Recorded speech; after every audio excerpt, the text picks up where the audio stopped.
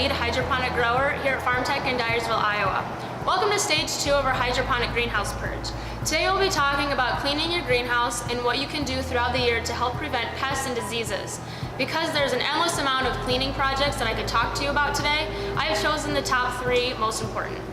The first one is cleaning out your reservoirs.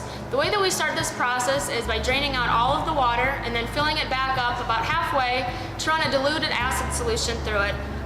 We run it through the pipes to break up any nutrient buildup and scaling that may have accumulated throughout the year. It's important to have nice clean pipes to avoid clogging. A good way to prevent some of this buildup is to open up some of your valves just for a few seconds once a week or so to flush out any of those solid materials. The second project is cleaning out your NFTs and Dutch buckets. It's important to keep your growing containers, your buckets, your trays, whatever, very clean. We sanitize our buckets at the end of each growing season and our NFTs after each harvest. Both with just a little green scrubby and a 10% bleach solution. There are many ways that you can sanitize them. This is just how we do it. Whichever way you choose is fine, just as long as you're getting them clean. By keeping them free of built-up plant matter, it helps reduce the levels of pathogen inoculums in your growing areas. These pathogens have tiny little spores that a lot of the times you can't see, making it really difficult to eradicate them.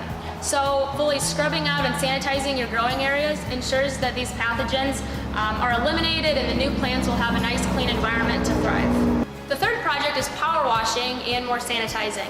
This is probably my favorite because you get to get rid of all of the dust and debris, also any pests that have accumulated or are planning on overwintering in your greenhouse. We power wash ceiling to floor. Once all of the dust is gone and everything is nice and shiny again, we sanitize. Like the growing containers, there are many ways that you can sanitize. Here we use Sanidate 12.0 in a diluted solution and just run it through our sprayer or power washer. It's very important to make sure to get into every corner and crevice because those little pathogen spores can live on anything and everything.